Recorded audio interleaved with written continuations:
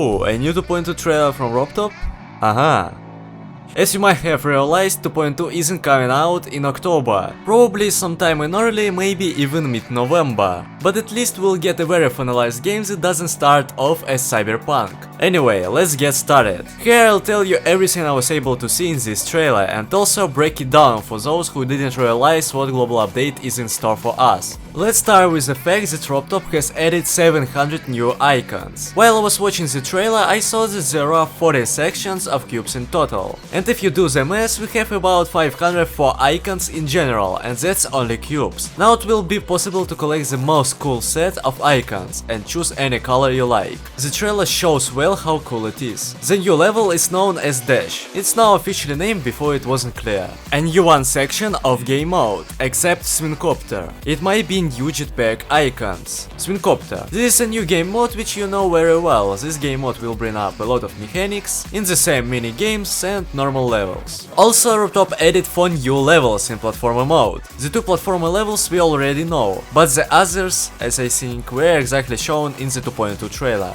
The atmosphere of the levels is going to be much groovier now, because the same smoke. As you can see, if it's not a montage, it gives an unreal atmosphere to the level. And just this is an example of using an effect trigger. Animation trigger. This animation is fantastic. Now you don't have to do the same thing with move and other triggers. Also, the voice of that robot that was made using SFX trigger. Dare defy the Lord of Darkness.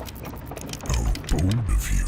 Okay, what's about the SFX trigger? Robtop will add about 13,000 sound effects. To diversify the character animations, Robtop decided to add an animation when the character stands in the same place he starts to jump up to stretch their bones. I can't even imagine how much do we have these animations. The editor. It starts right away with the already mentioned SFX trigger, and we will also have about 6,000 new songs from Newgrounds, which Robtop has already preloaded. You will also be able to add your own sounds, if 13k aren't enough for you. And the most important thing for creators, this is the expansion of the limit to 10,000 groups. Before, as we know, creators could go over the limit and use only 1,000 groups. Imagine what they can do now with 10,000 groups, it will be something unreal. Rotate triggers will now fit into levels very well. Robtop showed at this moment how they can be nicely customized. While I was watching, I saw a new one orb, but I don't know how it works. Robtop also showed that in the SFX trigger you will be able to change speed, also pitch, volume and add your own effects, besides reverb. I mean, that little plus sign does something,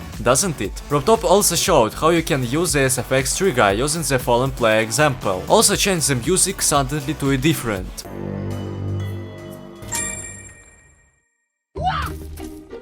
Now you can see how the shaders work. Gameplay visualization now looks very cool, and also makes the effect as if you're underwater, like in the example. The atmosphere in this way would be incredible. Shaders will be a lot, in the same GTPS editor. How many we have of them? It's the same pixelization, glitch effect, etc. The most pleasant thing that I saw for myself is the gradient trigger. In the future you can make some kind of projectors that shine on the player and shimmer in all the colors of the rainbow. Next is the area trigger, which makes it happen that all nearby objects begin to fly near the player. Or for example, to make the lightning from a torch. It will be something like Minecraft, but in 2D. Then there are camera triggers, which will be used in almost all platformers. To show, for example, as here all that awaits you in this level. Keyframes have also been added, which were shown on the example of this robot. Also, for example, we can make fallen objects on the player. And here is another pretty cool feature for creators. Auto build system. How does it work? You need to put objects that will be allocated depending on its structure. And after building absolutely any structure and clicking on auto build, then all the blocks will be decorated. This will probably make the work of creators 100 times easier. In 2.1 we have follow trigger, which I'll be honest with you, doesn't work very well. But in 2.2 Robtop added another one, advanced follow trigger, which makes certain objects follow the player, like this example here. Robtop also showed how to use the usual triggers, so that for example objects that the player lands on start to fall down. Also, if we go to the description under this 2.2 trailer, we will see even more new features, such as unlimited zooming, layer locking,